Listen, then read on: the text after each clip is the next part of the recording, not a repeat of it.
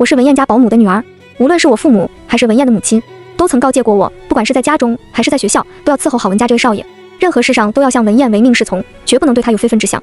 金贵冷淡的少爷也不会看得上一个保姆的女儿。然而，常常在他们不知道的时候，从来都是文燕先主动抱住我，诱哄着让我给她亲。正文开始，晚上，文燕刚从国外回来，半个月前，她出国去参加学校他们系里组织的一个交流夏令营。她向我母亲指定，让我上楼去给她送夜宵。推开她房间的门，文燕微微抬起眸，朝我看来。她刚洗完澡，已经换上了浴袍，半湿的发随意的往后梳去，完全露出清冷俊朗的那张脸。文燕走来接过我手中的餐盘，我才发现她一只手上受了伤，手指骨节分明，很是好看，手掌处却缠了圈白色的绷带。怎么回事？我担忧地问她。文燕却没即刻回答，把餐盘随意放下，就转身将我抱进了她的怀中。她本意根本不是要吃夜宵，先低头直接亲了上来。或许是因为太久没见，同往常比，文燕今晚轻咬的劲有些大，唇舌之间完全抵抗不住她的攻势。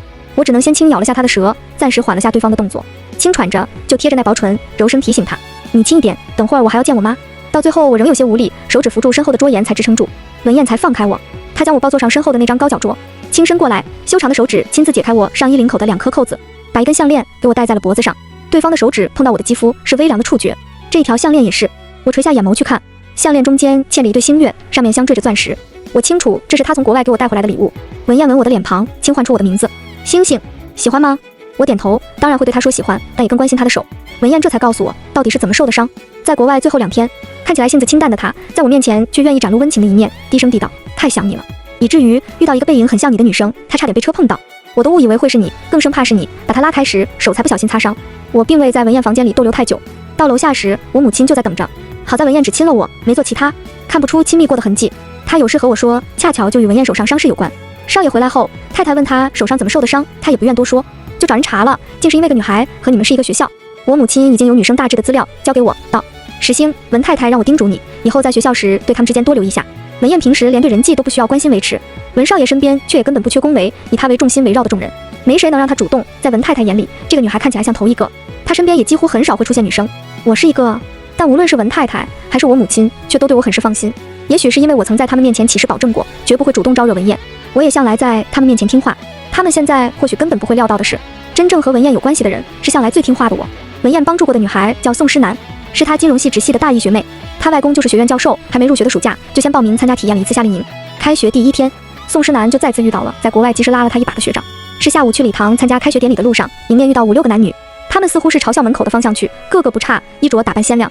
尤其是一行人中间仿佛众星捧月般的一对男女，两人的样貌都极为出众，男生周身的气质疏离，贵气不凡。他身旁走在一起，离他最近的是个极好看的女生，长卷发柔顺的搭在肩头，裙装精致，精灵漂亮的仿佛不食人间烟火。一行人几乎吸引了所有旁人的注意，却都未朝他人多看一眼。宋诗楠隐落在人群中，悠然就产生了似乎与他们有着天壤之别的感觉。他好像认出来了最为出众的那个人，就是夏令营里的那位学长。在向领队的一位大3学姐打听：“学姐，他们这些人是谁？”学姐回答道：“为首的男生就是你们金融系大2的学长文燕，女生是同届外语系的江世行。”宋诗楠问：“那江学姐和文学长是男女朋友吗？”学姐摇头否认：“不是，江世星只是文家保姆的女儿。”宋诗楠惊讶地出声：“保姆的女儿？”两人好像从初中时就认识，之间应该只有单纯的青梅竹马情谊。这个学姐说不少，也是因为认识的久，文少对江世星挺照顾的，没将她当成保姆的女儿，更像是平时的玩伴。今晚聚会的包间，文燕搂抱着我坐在边角，她却仍是最不容忽视的那个。我微垂眼，眉眼倦懒，脸颊枕靠在她的颈间。学校里只有眼前这几个人知道我和文燕真正的关系，不管其他人背后到底是怎么想我，也是因为文燕至少从没人敢明面上看低过我。她低头附上来，像故意一样，始终捻转咬在我的唇角，问：“困了？”我轻声的回：“有点。”文燕抬眼对他们道：“账结了，你们玩。”她直接带着我先行离开。今天我想先走，还是因为明天就是她母亲的生日宴，会在她家中办宴会，人手可能不够，需要我过去帮忙。到了文太太生日宴这天晚上，我在后厨，依稀也能听到前面宴厅的热闹。很快，宴会就过了多半，后厨池皿里堆满了用餐结束后的餐盘。母亲和其他几个阿姨都去了前厅。我将头发扎了起来，戴上了橡胶手套，安静地慢慢清洗。身后传来轻微的响动，我回眸，竟是文燕。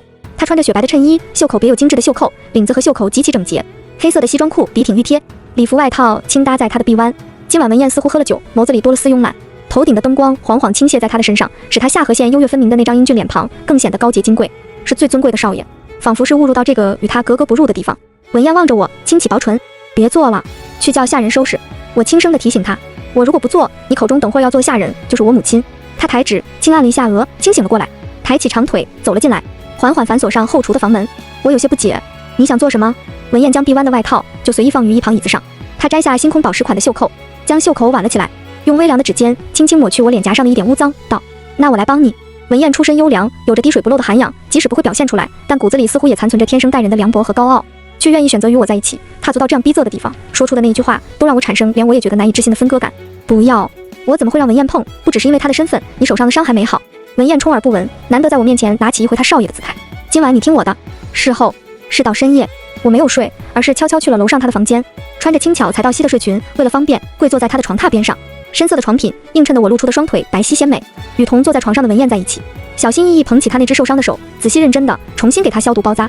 当我抬起脸，文燕唤了一声星星，她伸手摘下我的发带，我的长发散落在身后，一只手掌攥握住我的肩膀，轻伸过来，在我脖颈上开始落下细吻，抚落下我一侧的肩带。她带着我倒下，轻易地就压于上方，桎梏住我，使我与她的身体毫无间隙。我枕在柔软的枕头上，只能仰起脸，下巴蹭着她微凉的发丝，感受到文燕对我颈间的一处软肉用牙捻着轻咬，直到她的手滑下去。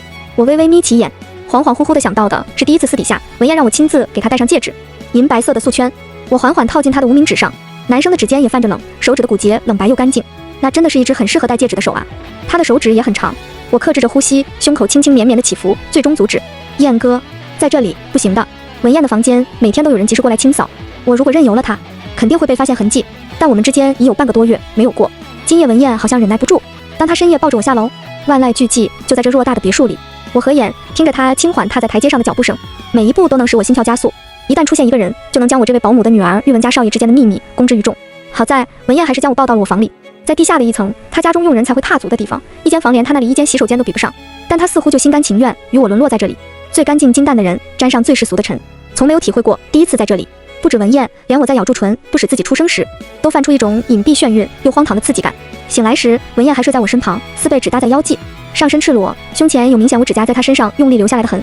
不出片刻，文燕也转醒，睁开眼，是门外明显的敲门声，直接把我们惊醒。今天早晚于了平时我起床的时间，外面是我母亲石星，怎么还没起床？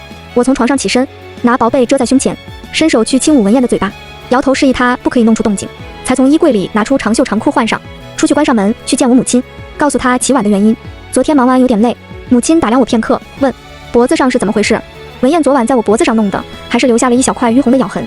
我本想再蒙混过去，却听我母亲问石星，你是不是谈恋爱了？我没那么迂腐，你们年轻人的时代随你意愿，只要你和对方都懂得保护好你。她根本不会认为这是昨夜发生在文家，以为是我在学校时弄出来的。男朋友是你学校的同学？文燕，他也算是吧。我垂眼说是。我母亲笑了笑，你爸过段时间来江市，有机会你也把他带来给我们看看。我呼吸微滞，根本想象不出来文燕去见我父母会是什么场景。我将昨夜的床单拿到房里卫生间去清洗时，文燕从身后将我抱住，洗手台前的镜子里倒映出我们的身影。我催她，你怎么还没走？昨夜的艳足使她的眉眼间透着疏懒，轻咬着我的耳垂，不回我，却道，没想到会被未来的岳母发现，竟是因为床事。外人眼中光风霁月、举止得体的文少爷，也会在我面前吐露这样带一些情色色彩的言语。不清楚他是不是故意在开玩笑，无论是他口中的岳母，还是只说床事，都使我感到一点羞恼。文燕，新生开学，周末的社团、学生会招新。文燕平时根本不参与这些学校组织活动，却是罕见现身在学校新闻摄影部招新这里。新闻摄影不是他的兴趣爱好，而是我的。今天部长将我拉过来招新，都没想到文燕也会跟着来。我阻止不了他，何不理其他人负责填表和面试时，他就在一旁也不打扰，垂着眼眸静静地看他的手机。文学长，就在我接过一张报名表，注意到对方的名字宋诗楠，便听到女孩子惊喜的呼声。我抬起眼，女孩很是朝气蓬勃，眼睛亮晶晶的，向文燕道，学长，你还记得我吗？在国外时你帮过我一次。宋诗楠出口提醒，也不想对方忘记自己。文燕的记性没那么差，她轻晃的抬眸，眸色里有被打扰到的冷意。我这里不面试。宋诗楠嘴角仍染着笑，没人敢招惹文燕，她却不惧怕他，说，不要总是冷冰冰，学长为何不多笑笑，肯定更好看。说罢，宋诗楠才来面试这侧。他与我之间的确有几分相像，或许不只是背影。我平时也不是爱笑的性子，只偶尔在文燕面前，他喜欢哄我笑，也最喜欢看我笑的样子。宋诗楠嘴角上扬，他笑起来时只看下半张脸，跟我几乎有4、5分相似，露出眼睛和整张脸却又有较大的区别。眼睛不一样，我的一张脸和眼尾都显透出疏离的精致，对方圆圆的眼睛和还带着婴儿肥的脸蛋，使他看起来更纯质可爱，会让人想要亲近。即使有点相像的两个人，性格更是截然不同。不难看出，宋诗楠性格鲜活，嘴角总带着感染人的笑意。部里部长亲自面试的对方，过程中就对宋诗楠赞不绝口。他身上比他长相更加分的是性格，所表现出的主动和开朗，很容易就能将人俘获。部门招新后首次聚餐，部长喝了几杯酒，趁着饭局上的热闹，他微朝我轻身，我以为他是有事要和我说，却听对方道，江副部，你大学没谈恋爱的打算吗？他眼底无法遮掩的情愫，使我第一次明白对方的心思。我向他道，抱歉。饭局结束以后，我去柜台结账，今晚的费用由我先垫付，之后再平分 AA。其他人包括部里新招的成员先去了餐厅门口。南部长有些话还未说出口，便已经被拒绝。他身形顿了顿，还是等在了我身后。餐厅这时从2楼下来一些人，为首的文燕气质一如既往的金贵疏朗，一出现便几乎吸引了在场所有的目光。他垂眸望向了我们，不多时便来到我的身边，慢条斯理地掏出手机，清淡地对老板道：“结账。”文燕看着我，又说：“连他那桌一起，算我请客。”燕哥，我换文燕，却是当众不愿听他的，用不着你来请，并非不愿意他出钱，而是部门有一直以来的传统。我轻声说：“别到了我这里就被打破，好吗？”几乎算是当着人驳了文燕一些面子。他倒也没恼，神色无意，思忖了片刻，道：“行，任由我单独付了款。”走时路过那位部长，文燕只淡淡的扫过对方，他什么都没说，却让南部长意识到江时兴身旁有文燕这样一个各方面都极其出众的种马，衬托之下还怎么可能再轻易的看上别人。结账柜台发生的事，外面站着的那些人也看得一清二楚。宋诗楠就在这行人中，听得耳畔，旁人小声讨论江时兴运气好，遇到一位不看重出身的富家少爷，艳羡2人青梅竹马之间的相处和感情。宋诗楠却看出一些他们没注意到的地方。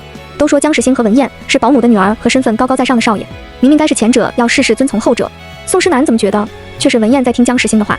文燕有几天不在江市，跟随他父亲去了一趟沿海出差，他已经开始在接触家业。回来后难得放松，就约了人去看 F1 赛车锦标赛。比赛开始之前，我陪文燕一起去换了相应的赛车服，为他支持的赛车手加油。在他专属的更衣室里，最终由我先换好，他的几个朋友还在等着，我不愿意与他逗留太久，让人多想，便拿着他摘下来的腕表先行回去。推开主看台 VIP 包厢门之前，却听到里面传来的对话，男女生夹杂着。你们知道吗？新生里一个叫宋诗楠的女孩竟找到我跟前，明着说喜欢文少，直接向我打听文少有什么喜好。几人轻笑，面对燕哥敢这么大胆，打直球的女生少见。第一个提这事的人说，那女孩真挺有意思的。那男生缓缓拉着腔调讲，说实话，某些角度跟江时兴还有3分像，就算只像了江时兴那个模样3分，也够漂亮了。几人先沉默下来，忽然有人道，那你们说，一个性格更有趣主动，长相又和江时兴相似，别看宋诗楠像个普通的学生，似乎没背景，听说实则是江氏宋家最受宠的小女儿，家世也相当。文少真的不会被吸引到分毫吗？我因为文燕才跟他们相熟，之间相处点到为止。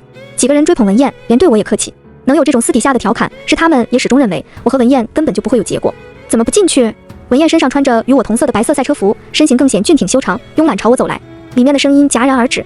文燕之前也对机车、跑车之类的感兴趣，喜欢亲自上手玩。她成年那年就有了第一辆跑车，只不过第一次目睹她开跑车跟别人飙了一次车后，当夜我就做了噩梦。被吓醒她哄我时，我问她能不能少碰这些，文燕答应了我，几乎都不再碰，改了爱好，偶尔来看几场赛车的比赛。她与我一起进到包厢，面对几人，我没多说，因为不止他们，连我自己对和文燕之间曾经也有过不确定。有人叫服侍生进来开了香槟，我不喝酒。看完比赛，下午我还有一份家教的周末兼职，教英语。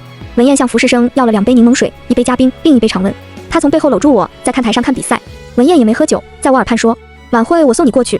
去的路上，文燕边开着车跟我提起来一件事，记得你母亲说你父亲要来江市，老婆。她低声的唤，我提前订了酒店，到时吃住上不用你费心，所有的开销也都由我来负责。听完，趁着等红灯的间隙，我轻身过去，主动亲了下她的唇，弯唇柔声道，那谢谢你，不是应该做的。文燕微挑眉，也轻勾唇角，说起那天早上你母亲提到让你带人过去，她与我说笑，真不用我去。我对文燕没那么客气，父母的事上接受她的帮忙和馈赠，不是因为我在经济地位上弱势，而是我与文燕之间实在熟络。瞒着众人，文燕跟我在一起，也并非这段私密关系只是玩玩，见不得光。初中时，我妈接受主家的好心资助，我得以来到江市上学，与文燕相识。在我们认识的第3年，我刚过完17岁的生日，她向我表白。高中的最后1年，文燕就瞒住了双方父母，是她带着我早恋。在一起2年多，文燕在事成熟，形式上得体有度，如今也才不过20岁。我和她的这个年纪，未来还有很多未知的不定性。我爸妈更是畏惧她的身份，我怎么可能现在就带她去见我父母？兼职的地方是在一处别墅区，教完小孩子英语课，正准备收拾走时，迎面遇到一个进来的人，我的学生，6岁的小女孩，直接对人扑上去，唤小姑姑，你来了。竟是宋诗楠。宋诗楠显然也看到了我，笑道，江学姐，这妖巧。是巧，我新车刚上手没几次，就在外面不小心剐蹭到另一辆，对方竟然是文学长。宋诗楠讲，我说怎么会在这里见到他？原来文学长是来接你的。宋文2家平时有往来，宋诗楠的大哥宋昭和文燕认识。我和宋诗楠在出去的时候，车的事已经解决，文燕没过多计较。宋昭道，阿燕，实在不好意思，改天一定带着小妹去登门道歉。文燕清淡道，用不上这么麻烦。宋诗楠在一旁说，文学长，江学姐，今天我们这也算一种特殊的缘分，不是吗？文燕看了眼对方，眸色暗了下。宋昭，原来你们都认识。文燕打开车门，宋昭却忽然叫住我，小江老师，最近辛苦你了。他由衷地对我说，我女儿真的很喜欢你。宋昭身为雇主，似乎太过客气了点，都是我应该做的。我回对方，我有个妹妹，和思佳差不多大，我也很喜欢思佳。男人望着我，嘴角露出笑意，那就再好不过了。宋诗楠趁抽空，目光不由也就落在了文燕身上。文燕拿着车钥匙，骨节冷白，看着人，就请你在车旁等。他今天开的是一辆劳斯莱斯幻影。与文燕身上气质相符，黑色的车身线条冷冽，唯一的不足是剐蹭出的痕迹。宋诗楠没多在意应该赔付的钱会有多大的数额。通过清场的车门能看到部分车里的内饰，最引人瞩目的就是星空顶，仿佛一抬头就能看到漫天的星光。我还以为宋昭的语气想表达出的意思只是我的错觉。当晚就收到宋昭发来与他女儿学习无关的消息：小江老师，下周想请你一起吃顿饭，可以吗？这是竟被文太太得知，让我专门回了文家一趟。文太太跟我母亲说时，我也就在身旁。宋昭托人和我说了，小四家是他前女友留下的女儿，他今年也才刚28，已经单身多年，成熟有为，又很会照顾人。文太太道，更是宋家的长子，以后的家产至少一半都是他的，能专门托人找到我跟前，说明宋昭对石星真的是重视和喜爱。他打量了一会儿我的脸庞，才又向我母亲道，你的确生了个既漂亮又懂事的女儿。我母亲回，太太不太合适，石星才19岁，年纪小，不着急，她现在也正交着男朋友。男朋友？对方除了年龄、家世和其他能比得上宋昭吗？文太太轻笑，想清楚，你们家以后无忧富贵的机会就在眼前。在文太太走后，不管你男朋友是好是差，我母亲叮嘱我，就算再大的诱惑在跟前，你不能先做对不起人家的事。我向她保证，妈，你放心，宋昭能给出的条件再好，对我来说都算不上是诱惑。我知道该怎么处理。辞去家教兼职的那天，刚好我父亲带着妹妹，当晚来了江氏，就在文燕定下的高层餐厅里，一家人团聚。我牵着我妹的手，跟着侍者去包间的路上，迎面就遇到了文燕，她身旁还跟着一行人，都比她年长，男女都有，几人都是利落的职业装。文燕今晚也是平时在学校少见的西装革履，衬衣整洁，手腕上的腕表昂贵，年轻却已展露出独当一面的气势。即使是不认识她的人，也能在一行人中一眼看出她是最不凡的存在。身边有人低声的唤她小文总。文燕有跟我说她今晚也有饭局和公司的合作商，但并未说订的也是同一家餐厅。我母亲紧了紧手指，改不掉在主家的习惯，对着文燕唤文少爷。她微垂眸，示意其他人先走，只她在原地稍微停顿了片刻，对我母亲缓缓浅声道，以后在外面不用这么唤。文燕与我对视一眼，就直接叫我名字。等进了包间，我妹妹好奇地问，那是谁？是妈的雇主。母亲对妹妹说，见了她要记得礼貌点。她也对我父亲叮嘱，你也是。父亲回，对方身份那么金贵，除了今天哪还有见面和相处的机会，说不定以后都根本见不上。中途我出了一回包间，外面走廊，文燕轻攥住我的手腕，将我拉入一旁拐角，把我围抵在墙壁旁，胸膛轻压着，低头靠近，气息缠绕，轻声道，今晚有没有当你爸妈的面夸赞你男朋友？文燕逼得紧，我只好告诉她，夸了。小声问，你就不担心被发现？文燕却不急，今晚定在同一家餐厅，更像是她故意而为之，垂着眼眸，眸色里带着不明的意味，道，那样更好。缓缓地讲，让你母亲看看，我在她眼里到底算得上是好还是差。文燕的一只手垫在我身后，指尖已经落在那纤细的腰臀之间，两人之间亲密无间。我闻到了她身上轻微的酒气，最靠近她整洁的领口处，那里仍是她身上清淡独属的味道，使酒气也不显得难闻。抽空出来见一面，没时间计较她是否故意，我还是柔声告诫她，你少喝一点酒。文燕放在我身后的手指微微地抚动着。我今晚穿了件杏色的长裙，修身的款式显露出纤柔的线条，长发挽起，动作间发丝散落下些许，如水的眼眸里此时只装下文燕一人，落在对方的眼中，女孩的样子精致又带点慵懒，听话地待在她怀里，一小句关心便能直接触动她心底最柔软的地方。她另一只手松了松颈间的领带，喉结微滚，听我老婆的。文燕再也忍不住，俊朗的那张脸庞埋向我的颈侧，宝贝今晚真是又香又美。明明知道父母还在等着我，文燕今晚上身3件套，下面西装裤、皮鞋，腿也压着我，微屈膝，膝盖抵在了墙上。我还是被她的这副模样迷惑到。当她吻下来时，主动地回应她的亲吻。我伸舌的时候嫌少，这刻却被她引诱着，舌尖碰到她的唇瓣，再深一点，主动去够她的，缓缓慢慢的纠缠，直到我们身后响起我父亲的一声呼唤：“石星，是你吗？”文燕背对着来人，但她即使从背后看，仍掩藏不住周身气质的身形。当我母亲跟随着出来，几乎一眼就认出她是谁。我被挡在文燕的怀里，下面还是露出了一侧裙摆。这里靠近餐厅的吸烟区。我爸本来只是想出来抽根烟，还真就被文燕一语成谶。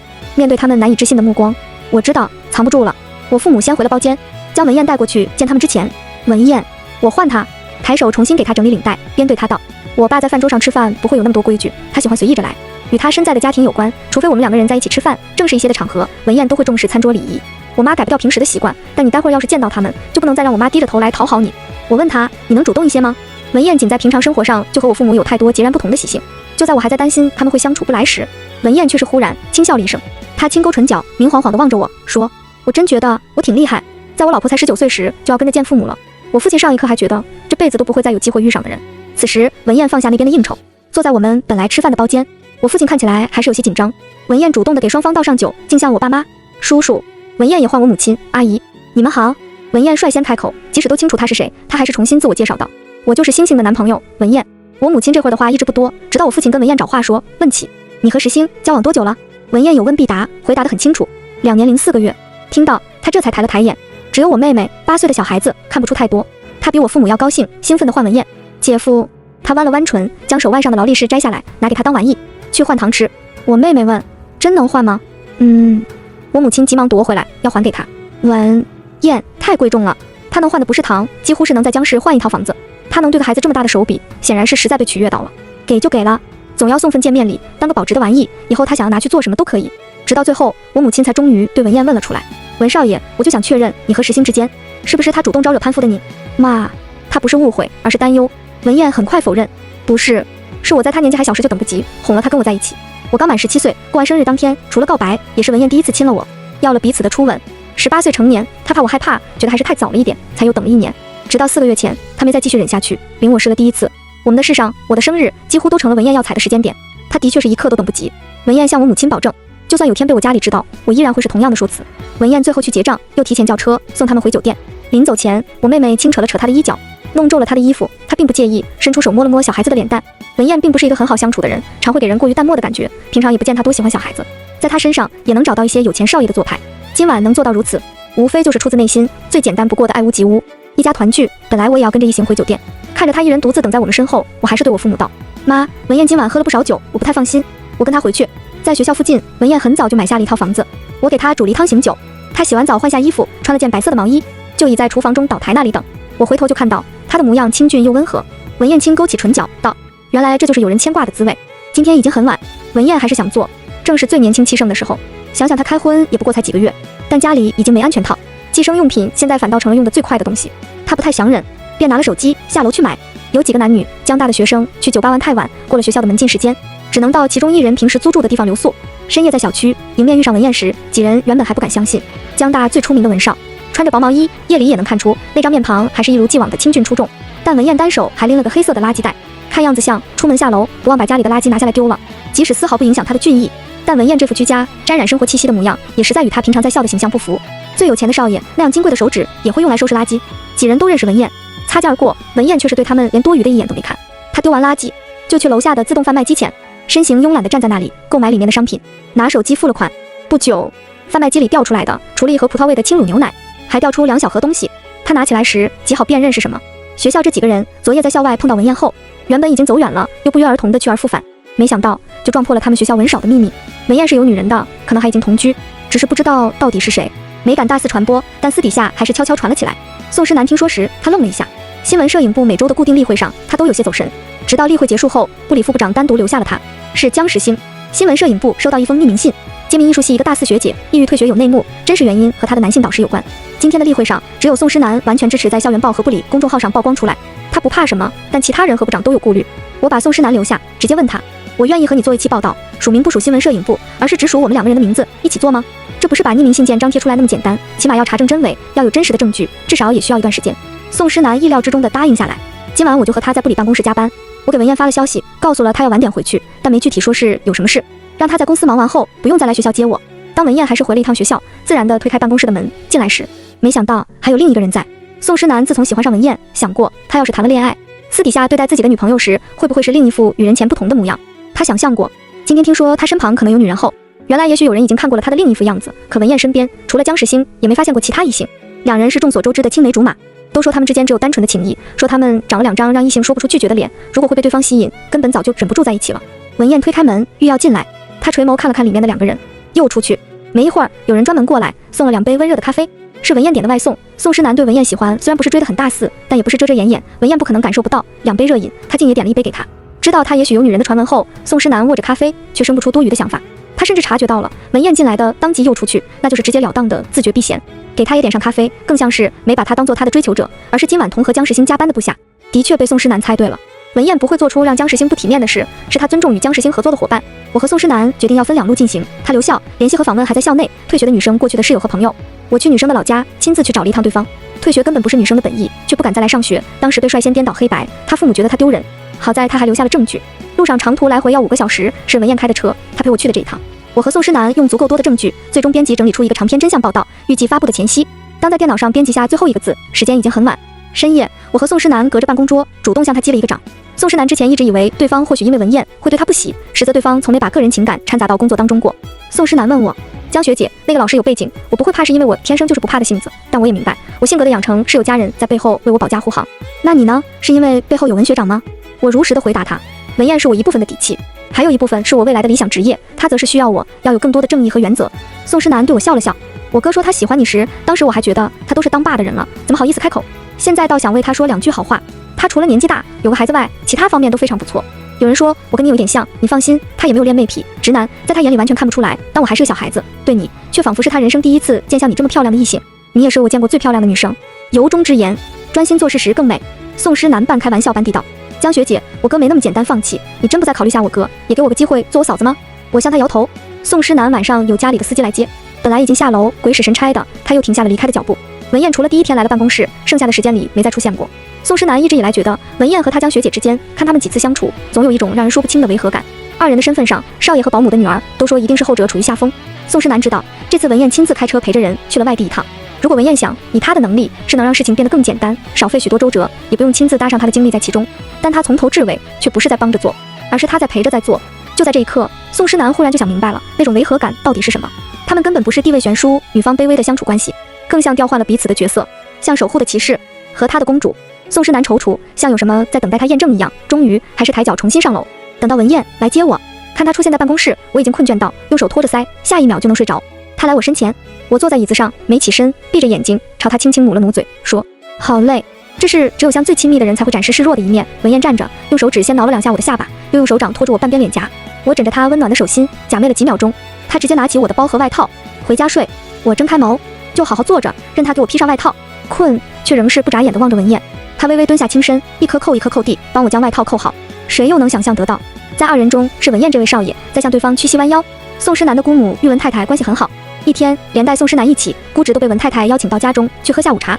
姑母其实还是为他大哥宋昭来的，过来和文太太商量是否还有什么办法。姑母说，宋昭是多少女人心仪的对象，小姑娘年纪小，真是给机会都不知道把握。刚巧文燕回来了，文太太让她过来打招呼。文燕看向她姑母，姑母夸赞她，小文才20岁吧，真是年轻，风华正茂。她笑了笑，笑意很浅淡，眼底是一片凉薄。她清淡的嗓音忽然问，跟宋哥比呢？让她姑母有一些摸不清头脑。文燕却不再说清。文太太让宋诗楠不用陪他们一直坐着，让她去找文燕，带她在家里逛逛。刚才文燕只比她早走了片刻，却已经不见她的踪影。宋诗楠只好自己在偌大的别墅里走了走。别墅4楼的露台上放着一架天文望远镜，宋诗楠刚想碰，就被身后文家的佣人叫住。宋小姐，不好意思，那是少爷的东西，他不喜欢被别人碰。文燕的东西，天文望远镜，用来看天上的星。车子里的星空顶，江石星脖子上的项链，出自国外一个设计师的品牌 Reach for a Star。摘星，还有那一晚的办公室，还能有什么不明白呢？他是有多爱星星，有多爱江石星。宋诗楠脚步快速，急匆匆离开时，撞见了文燕，她站在楼梯之上，无言的垂眸，与他对视了一眼，就仿佛在说，发现了吗？他却根本不慌不怕。到楼下，文太太见他脸色不对，问，怎么啦？没找到你文燕哥吗？文太太恐怕也知道他是喜欢文燕的。宋诗楠失魂的垂头，阿姨，我不会再喜欢他了，他有喜欢的人。文太太在送走客人后，本来上楼是去找他儿子，也经过4楼，看到佣人正要打扫那边的露台。临近傍晚，漫天晚霞，天边出露星芒。文太太走了过去，家里的佣人可不敢阻止文太太去碰少爷的东西。天文望远镜的角度早已经调焦，对准好他的观测目标。文太太就看到了万丈浩瀚的星空中最闪耀明亮的那一颗星。我母亲打算从文家辞去工作，她想跟我父亲回去，已经跟家里的管家递交了辞呈。帮他收拾行李时，她突然对我说，石星妈想了想，还是要叮嘱你，你们还太年轻，他现在对你再是宠爱，你有没有想过几年后呢？到了需要考虑现实的时候，如果有个家世更相当，人又不错的女孩，就像那位宋小姐，她是否会做出更适合的选择？外面有人滴滴敲了2下门，我去开门，是文燕来了这里。她看向身后的我母亲，阿姨，我有几句话想和你们说。她进来说，叔叔是经营饭馆生意，我有个朋友有家餐厅，他要出国不做了，打算低价转让。我平时认识的人就多，只是刚巧觉得这是个机会，也没在里面帮衬什么。文燕问，你和叔叔有没有考虑过多留在江氏发展？如果你们有意，就算资金不够，我可以出钱，不过不是白给，是当投资，你们也要自负盈亏。我母亲显然是心动了，平时都不见人来走动的文家佣人保姆间，今天外面突然多出不少脚步声，我显然也听到了，总有一种不太好的预感。我想拦住文燕，她却先一步出去看。我在房内看着文燕就站在门外，对着来人唤，妈。文太太带着人，她让所有人去找，整个别墅里都没找到文燕的身影。最后问了江石星的房间在哪里，就看到他的儿子从小就含着金汤勺出生，注定这一生都要做天之骄子，本该是这座别墅最尊贵的主人，却自甘堕落般的从一个佣人的狭小房间里走了出来。为什么会看不上宋昭？原来是已经抓牢了他儿子，在文家人全知道后，和保姆的女儿主动有染。文燕被他爷爷用戒尺和长鞭打了一顿，是文太太当母亲的不忍，最后拦住。文燕还是在医院中醒来，文太太就坐在安静的病房中，对他说，你爷爷和你爸做了决定，不久后就会送江石星出国，几年内他都不会再回来，你们必须分手，等这几年过去，你也肯定就会忘了他。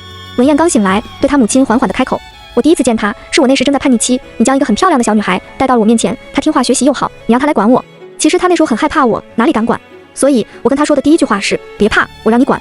文燕一字一句告诉自己母亲她和江世新的故事，是我用了很久让她放下了戒备，接受和我在一起。刚开始她还不敢把真心完全交给我，因为任谁看我们相爱会有未来的可能性都极其渺茫，那我就做成百件爱她的事，说成千遍我爱她，终于换来一颗女孩最珍贵的真心。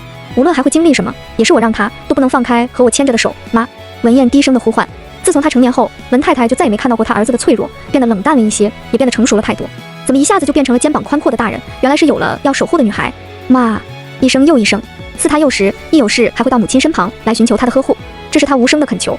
谁都别对世兴为难，我要她一定好好的，否则她如果会出一点事，毁的不是她，是我。5年后，当年的文少，如今25，年轻有为，已经成为久负盛名的文总。当初两人恋情曝光，遭家里分开，现如今也都知道文总可有位在国外，至今还未回来的白月光。不过听说文家最近有与江氏宋家两家联姻的打算，就在即将联姻的半个月前，文总的白月光回国了。我的确有几年没回国内，为我举办的接风洗尘宴上，文燕和宋诗南先后搅得前来。太久没见，男人早已经不是当初极年轻的时候，举手投足间愈发成熟稳重，那张脸庞也愈显得冷淡，不说话时，像所有情绪都被掩藏在那副俊朗的皮囊之下，叫人更加无法轻易看出他的喜怒来。宋诗南以前是很爱笑的性子，现在嘴角和眼尾都似乎添了一点落寞。他单独找到了我，对不起，他说一直欠你一声抱歉，如果不是我说漏嘴，你和文燕当年说不定不用那么早就被分开。我回宋诗南，与你关系不大，那其实是我和文燕必然会经历到的过程。我向他勾了一个笑脸的手势 ，smile， 你不笑我还真不太习惯。宋诗南难得露出一丝笑意，看我道，没想到走出去的人反而是自由的，留下来的却身不由己。他喃喃问我，你觉得与文家联姻，我先婚后爱的可能性大吗？我还没回答，就被离我不远处的我母亲打断。她瞧我手中的酒杯一眼，说，你少喝酒，现在对你身体可不好。等宴会结束，我单独走出去，身后灯火阑珊，就是我父母开的餐厅，他们还要留下来清理收拾，不让我帮忙，叫我先走。旁边走过来一个人，身影还藏在一半阴暗里，文燕手中拿着车钥匙，主动地向我开口道，我没喝酒，开车送你。我对他说不出拒绝的话，也有事要和他之间做个解决。上车后，我向他开口说了个地址。文燕问，回国第一晚不跟你爸妈回去住？我说，他们忙，可能不回去了，今晚只好先住别人家。男人微顿，低声地道，挺巧的，和我顺路。等文燕将我送到地方，他却拔了车钥匙，跟我一同下了车，将我带进封闭的电梯里。他终于不装了，微微使劲，把我的手腕扣在了他的手掌中，缓缓吐出那3个字，别人家。他望我片刻，又说，才分开多久？我倒要去看看这个别人是男是女。从电梯出去，文燕摁着我的指纹解锁，我口中地址，平层的房门，里面灯光亮起，一室的寂静，哪有任何一个人影。当家中的房门重新关上，文燕直接就抵我在门后，她身着西装裤的膝盖同时慢慢地抵进我双腿之间。在外冷漠的文总，这刻完全是另外一副模样，用滚烫激烈的热吻直接堵住了我的口。宝贝，和你老公装不熟，好玩吗？半夜，我母亲还向文燕亲自打来电话告状，小文，你老婆今晚喝了酒，她有没有和你说最近打算备孕？我见你没沾碰一点，她倒是喝了。我还是担心你们就算要孩子，也不急于今天这一天吧。这样的事被我妈亲口叮嘱，我咬了咬唇，无声指使文燕将通话挂掉。已经晚了，男人在我身后，我倚在他怀中，腰背就贴着他赤裸的胸膛。他接电话的时候，我们身上围着的就是同一条床单。太久没见，1个月对我们来说也实在算是太久了。久别重逢，他将手机丢了，就又继续吻了上来，重新纠缠在一起。这也是今夜首要解决的事。刚才没带，他直说，文燕分明就是故意的，明知道我只喝了一点。我轻柔的出声，告诉他，你还真当自己厉害，以为一晚上就可以吗？